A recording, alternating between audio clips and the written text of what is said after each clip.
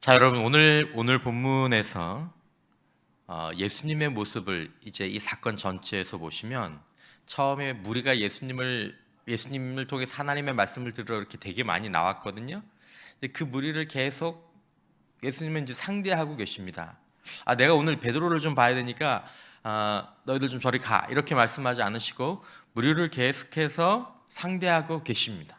이끌고 계시고, 그리고 우리는 지금 이 본문에서 사실은 베드로를 집중하지만 장면을 이렇게 열어서 보면 지금 예수님은 그냥 계속 무리를 상대하고 계십니다. 그런데 예수님은 무리를 상대하시면서 동시에 우리가 보는 것처럼 마치 오직 베드로 한 사람을 위해서 사역하시는 것처럼 우리는 이 본문의 어떤 결론을 접하게 되는 거죠. 예수님은 말씀을 들으러 몰려온 많은 사람들을 외면하지 않으셨습니다. 하지만 그러면서도 예수님은 베드로를 보셨습니다. 아주 개인적인 시선으로 보셨습니다. 이 본문은 많은 무리들을 가르치고 계시지만 오직 베드로 한 사람을 위해서 만들어진 또 있어진 그런 사역과도 같은 이 두 가지 모습을 함께 가지고 있는 것이죠. 오늘 지금도 마찬가지입니다. 오늘 이 자리도 마찬가지고 주일 예배도 마찬가지고 어쩌면 여러분들과 제가 큰 집회에 수만 명이 모이는 집회에 가셨어도 마찬가지입니다. 오늘 이 자리만 해도 많은 분들이 함께 모여서 말씀을 듣지 않으십니까? 여러분, 제가 또 하나님께서 이 말씀을 통해서 누구에게 말씀하신다고 생각하십니까? 누구에게 위해서 일하신다고 생각하십니까? 우리 모두 다겠죠? 그런데 정말로 하나님께서 일하시는 아주 독특한 방식이 있다는 것입니다. 우리가 모여 함께 이 말씀을 듣지만 하나님은 성령의 일하심 가운데에서 한 사람 한 사람에게 개인적인 눈길을 보내신다라는 거죠. 아주 개인적으로. 하나님은 많은 사람들 속에서 한 사람 한 사람을 놓치지 않으십니다. 놓치지 않는 정도가 아니라 베드로를 대하시는 것처럼 한 사람 한 사람을 대상으로 말씀하시고 행하신다라는 것입니다. 아주 잘 준비된 설교자들은 또 잘 이렇게 의식된 설교자들은 설교를 할 때 거의 모든 성도님들을 이렇게 예배 시간에 몇 번이고 눈을 다 이렇게 맞추고 한 번, 두 번, 세 번 이렇게 하는데 설교를 처음 하고 또 우리가 당황하게 되면 저 처음 설교할 때는 성도님들을 못 보고 그냥 천장만 보고 천장 보다가 원고 보다가 천장 보다가 원고 보다가 하지만 아무리 능숙하다고 할지라도 한 사람을 계속 모든 설교 가운데서 집중하면서 갈 수는 없습니다. 아무리 은혜와 능력이 많아도 잘해야 한두 번 이렇게 시선을 돌릴 수밖에 없는 거죠. 그런데 하나님은 안 그러시다라는 것이죠. 많은 사람들에게 말씀이 전해지면서도 성령이 일하신 가운데에서 한 사람 한 사람을 대상으로 말씀하실 뿐만 아니라 행하시고 계시는 거죠. 이 호숫가의 집회는 많은 사람들을 위한 집회인 동시에 또한 오직 베드로 한 사람을 위한 집회가 되는 것입니다. 하나님은 우리 한 사람에게 지금도 개인적인 시선을 보내고 계심을 우리가 알 필요가 있습니다. 여기 앉아 계신 여러분들은 다 어떤 예배나 또 어떤 집회에서 그 하나님의 개인적인 시선, 그것은 교회 부흥이었는데 모든 사람을 위한 주일 예배였는데 그날 그 예배 가운데서 하나님의 개인적인 시선을 만나서 때로 복음을 듣거나 그리고 때로 결단을 하게 되신 그런 경우들도 있으실 겁니다. 여러분, 우리는 예수님께서 또 예수님의 이 말씀 안에서 하나님께서 나를 계속 보고 계신다라는 사실을 알아야 합니다. 자, 무리를 보시면서도 예수님은 계속 베드로를 보고 계셨고 베드로를 위한 사역을 하셨습니다. 예수님께는 이것이 가능한 거죠. 하나님께는 이것이 가능한 거죠. 무리를 보시면서도 나를 보고 계시고 무리에게 말씀하시면서도 오직 지금의 나를 향해서 말씀하실 수 있는 거죠. 몇백 명이 아니라 수십만 명이 모였다고 할지라도 우리 한 사람 한 사람이 보인 작은 반응을 하나님은 결코 놓치시는 법이 없습니다. 결코 놓치시는 법이 없습니다. 그리고 거기에 대해서 한 사람 한 사람에게 모두가 다 영적으로 반응하시는 하나님이시죠. 그 반응이 믿음이든 불신이든 하나님은 우리의 반응을 알고 느끼시고 그것에 대해서 반응하십니다. 여러분, 지금 이 시간 저와 여러분들은 모두 함께 있지만 하나님 앞에서 보자면 저와 여러분들은 단 한 사람밖에 없는 것과 다를 바 없는 거죠. 오늘 본문에 예수님, 베드로는 무리들과 다 함께 있었지만 사실은 베드로 입장에서 보면 마치 주님과 자기 자신 둘밖에 없는 것과 비슷하다라는 것입니다. 여러분, 우리는 사람들 속에서 숨을 수는 있습니다. 그러나 오늘 이 시간 여러분들과 저가 한 사람 한 사람이 하나님 앞에서 개인적으로 숨을 수는 없습니다. 목사의 시선에서 숨으실 수는 있겠죠. 하지만 하나님의 시선에서는 숨을 수가 없습니다. 왜냐하면 하나님 앞에서 보자면 여러분들은 지금 딱 여러분 한 사람밖에 이 자리에 없는 것과 같으시기 때문입니다. 하나님은 우리 한 사람 한 사람을 그 속에서 보고 느끼시고 말씀하십니다. 그리고 우리의 반응을 기다리시고 거기에 대해서 응답하시는 하나님이십니다.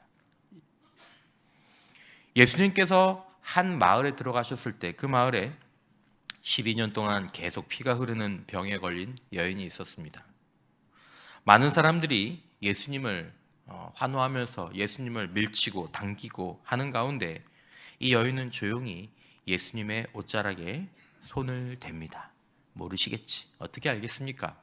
사람들이 막 밀치고 하고 막 이렇게 하는데 그냥 살짝 옷에만 살짝 손을 댔다가 떼는데 붙잡는 것도 아니고. 마가복음 5장 27절에 예수의 소문을 듣고 무리 가운데 끼어 뒤로 와서 그의 옷에 손을 대니 이는 내가 그의 손에만 옷을 대어도 구원을 받으리라 생각함일러라. 이에 그의 혈루 근원이 곧 마름에 병이 나은 줄을 몸에 깨달으니라. 예수님은 놀랍게도 이 여인의 몸도 아니고 옷에 터치한 이것에 대해서 즉각 반응하셨습니다. 즉각적으로. 30절에 예수께서 그 능력이 자기에게서 나간 줄을 곧 스스로 아시고 무리 가운데에서 돌이켜 말씀하시되 누가 내 옷에 손을 대었느냐 하시니, 예수님의 이 반응을 보고 제자들이 황당해하죠. 이렇게 많은 사람들이 에워싸고 미는데 누가 옷에 손을 대었냐니요. 이렇게 수천, 수백, 수만의 사람들이 지금 예수님을 보고 있는데 여기서 예수님을 주목하는 한 사람이 누구냐라고 물으시다니요. 누군가 예수님을 주목한다라는 거죠. 누군가 예수님의 옷에 믿음으로 손을 대었다라는 거죠. 지금 그걸 물어보시면 우리가 어떻게 압니까? 31절 이하에 제자들이 여짜오되 무리가 에워싸 미는 것을 보시며 누가 내게 손을 대었느냐 물으시나이까 하되 예수께서 이 일 행한 여자를 보려고 둘러보시니 여자가 자기에게 이루어진 일을 알고 두려워하여 떨며 와서 그 앞에 엎드려 모든 사실을 여쭈니 예수께서 이르시되 딸아 내 믿음이 너를 구원하였으니 평안히 가라. 내 병에서 놓여 건강할지어다. 아멘.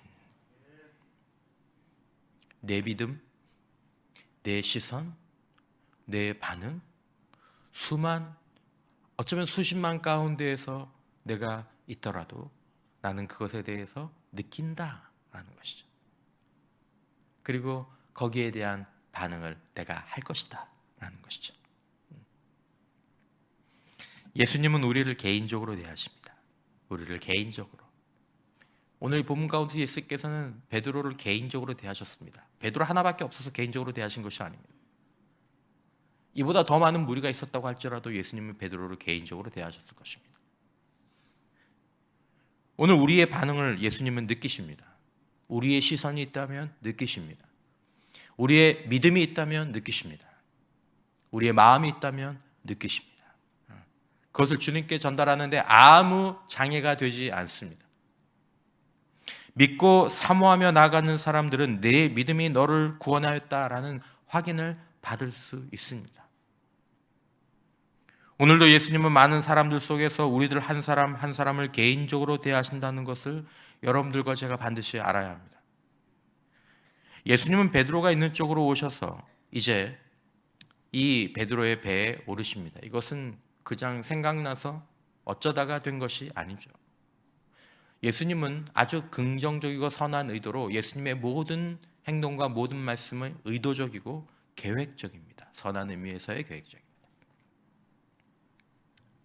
자, 예수님 베드로의 배에 오르신다라는 것은 어떤 의미입니까? 베드로의 배에 오르신다라는 것은 베드로만이 가지고 있는 사적인 공간에 예수님이 들어가신다라는 것입니다. 우리 이런 얘기하죠. 우리 집이야. 이거 아니 내 집이야. 그런 의미입니다. 우리 교회에 오시는 것을 넘어서 우리 집에 오시는 것을 넘어서 내 방에 오시는 것입니다. 아니 어쩌면 그것을 넘어서 내 마음 가운데 오시는 거죠. 이게 우리 주님이십니다. 우리 주님이십니다. 베드로의 배는 그런 의미입니다. 우리 배가 아닙니다. 내 배에 예수님이 오르십니다. 여러분 이것이 우리 신앙의 큰 복인 줄 믿으시기 바랍니다. 우리 신앙은 이것이죠.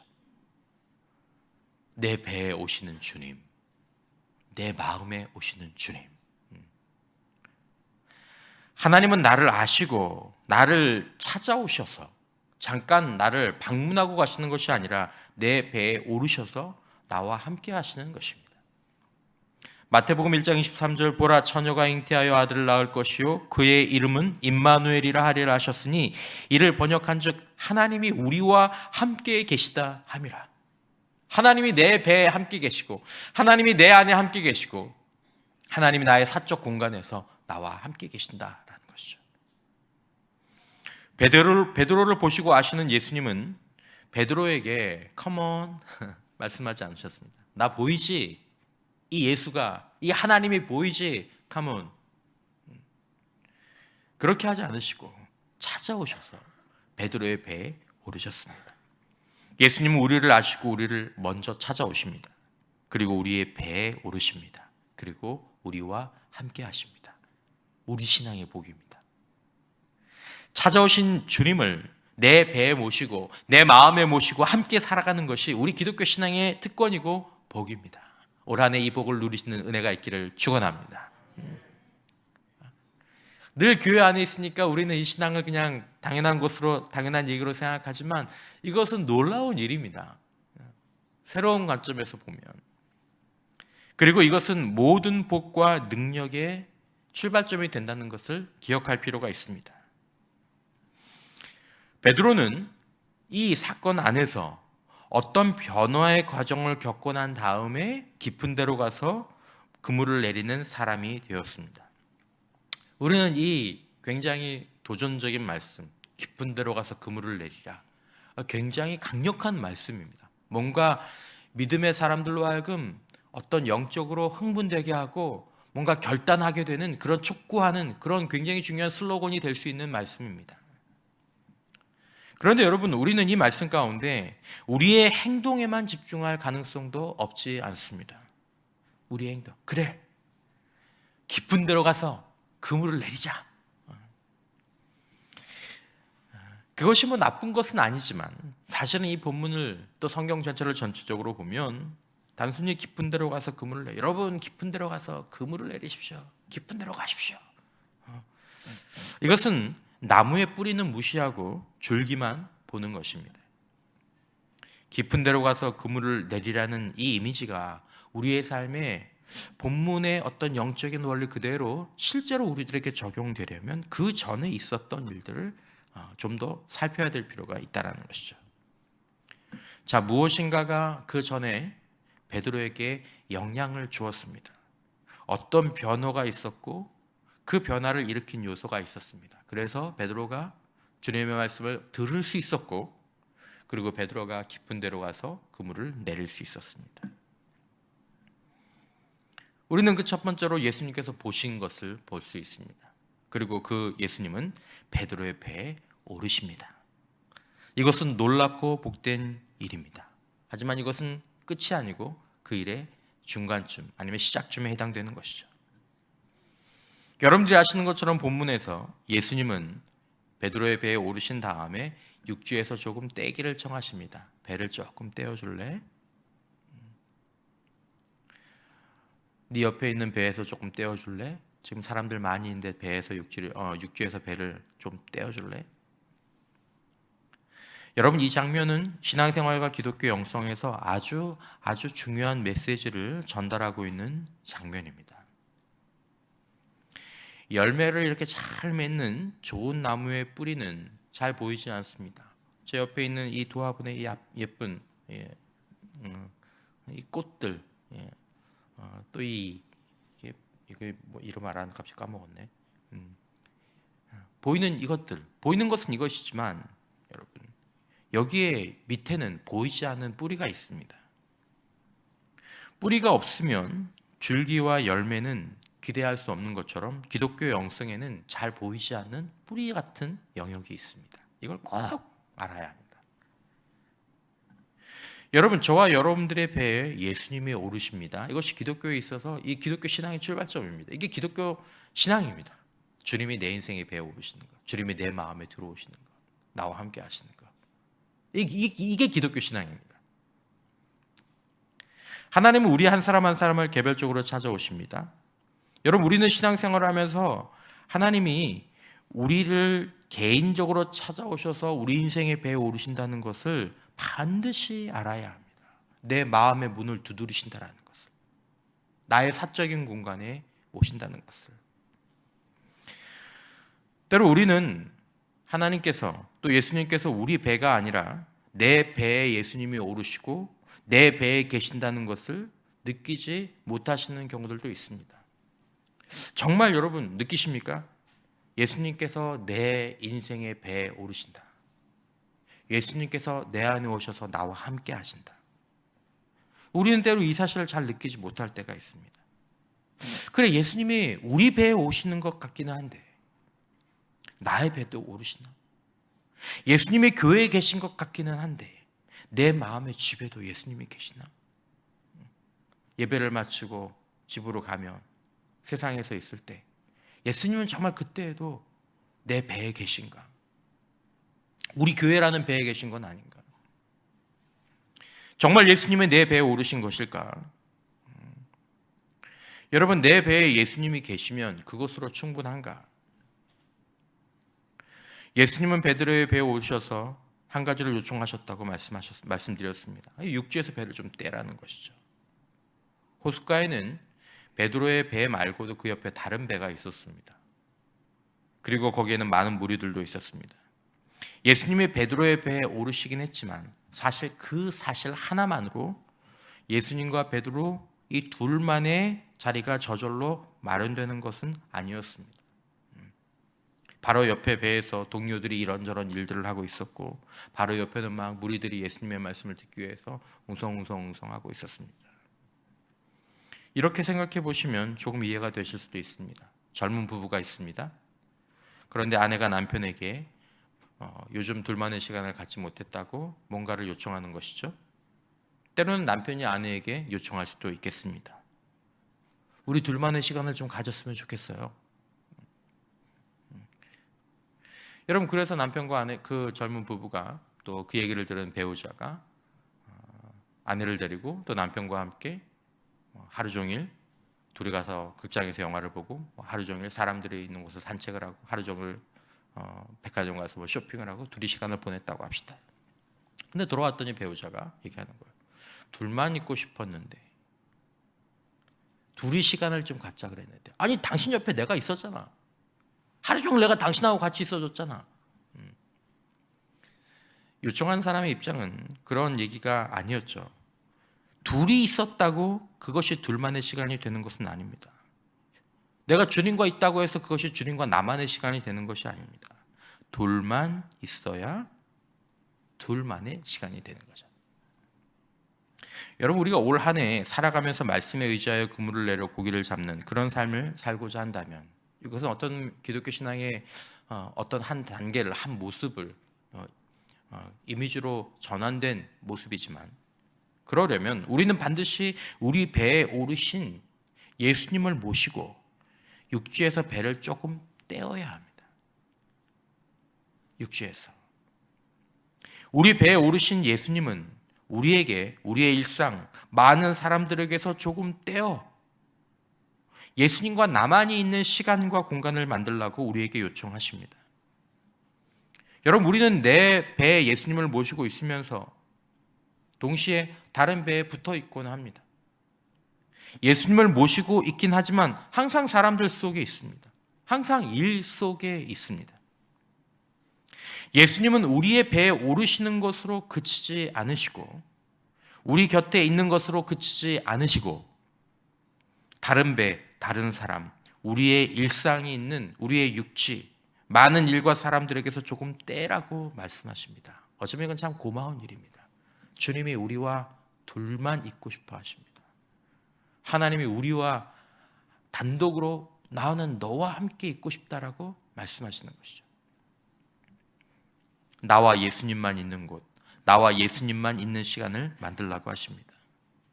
그런데 우리는 주님과 함께 있으면서, 주님과 함께 하면서 다른 사람들과 함께 있는 것을 포기하지 않고, 주님과 함께 있으면서 다른 일을 하는 것을 포기하지 않으려고 합니다. 하루 종일 살면서 단 5분도 주님과 나만 있는 것을 어려워합니다. 주님은 우리의 시간과 공간을 전부 독점하시겠다는 뜻이 아닙니다. 우리가 잠시 다른 사람, 다른 일, 다른 생각들을 중단하고 주님을 보는 일, 주님을 듣는 일, 그것 말고는 다른 것을 할 수 없는, 다른 것을 하지 않는 그런 시간과 공간을 가져야 한다는 것입니다. 그래야 네 인생 가운데 내가 역사할 수 있다는 것입니다. 말씀의 역사가 일어난다는 것이죠. 여러분, 바로 이 공간, 이 시간이 기독교 영성에 보이지 않는 은밀한 뿌리입니다.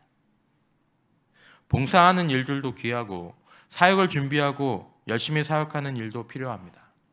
그러나 주님은 먼저 우리 배에 오르셔서 육지에서 배를 좀 떼라고 말씀하십니다.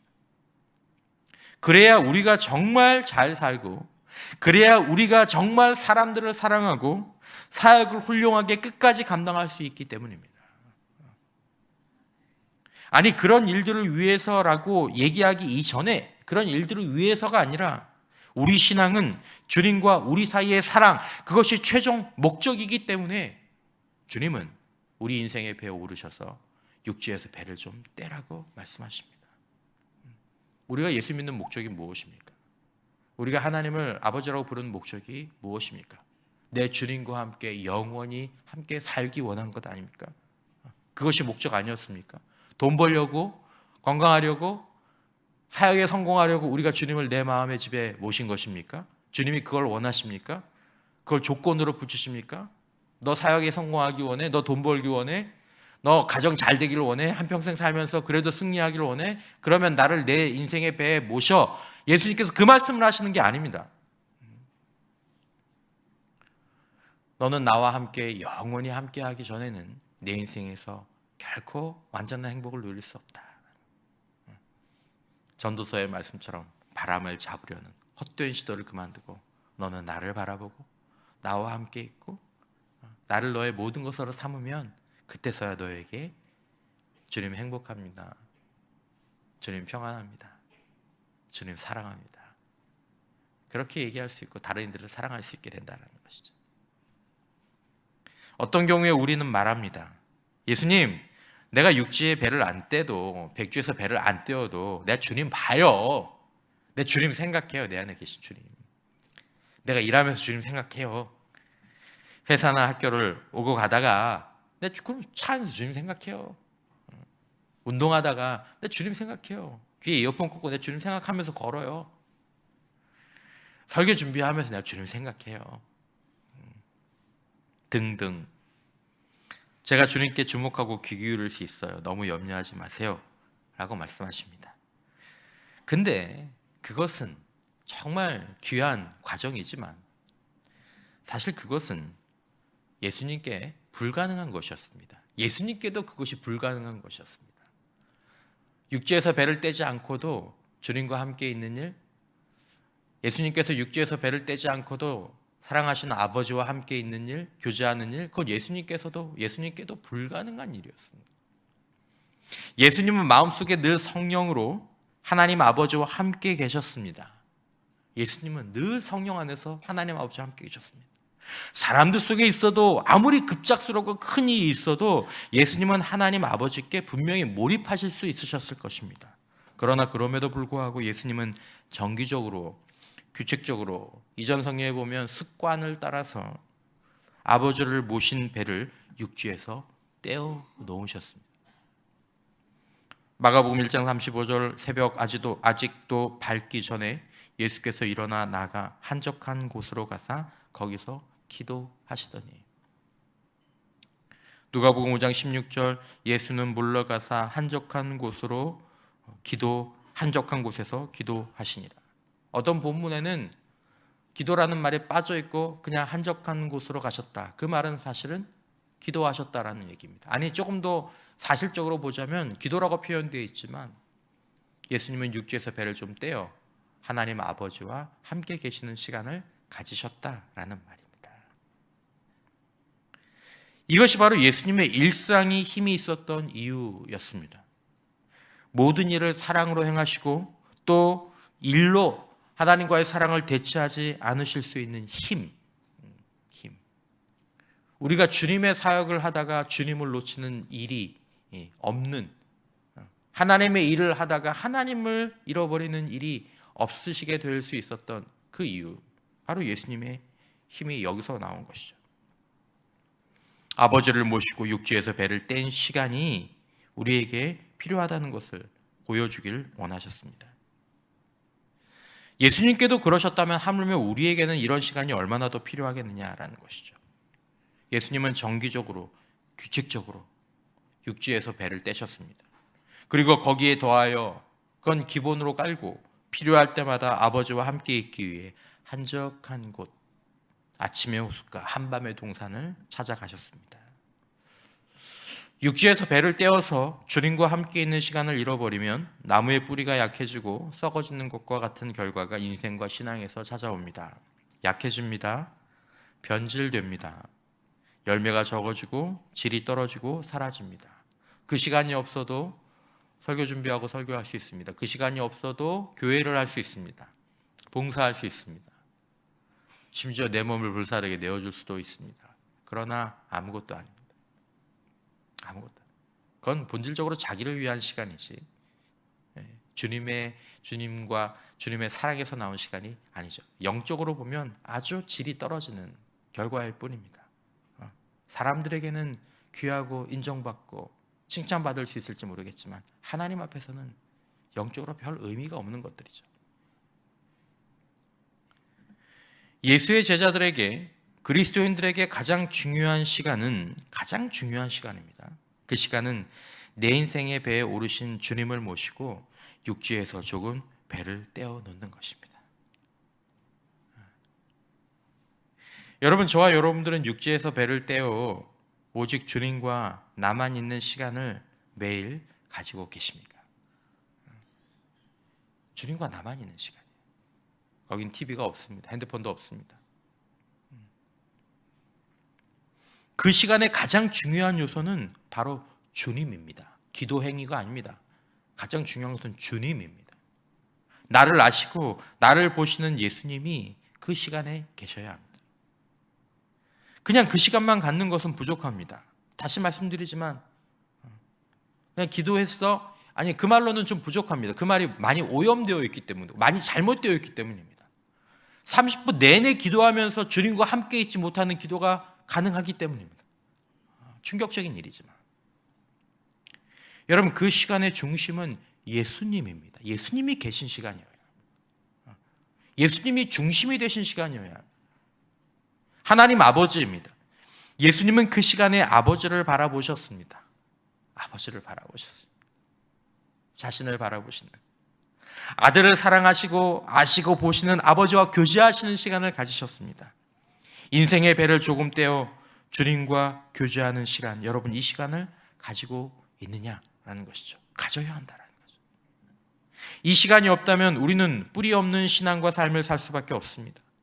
사역에도 결국 신앙의 목적인 하나님 사랑, 이웃 사랑에도 실패하게 됩니다. 이걸 놓치면 다른 건 다 놓치는 거죠. 하나님 사랑해요. 하나님과 5분도 같이 있는 시간을 갖지 않는데 그게 무슨 말입니까?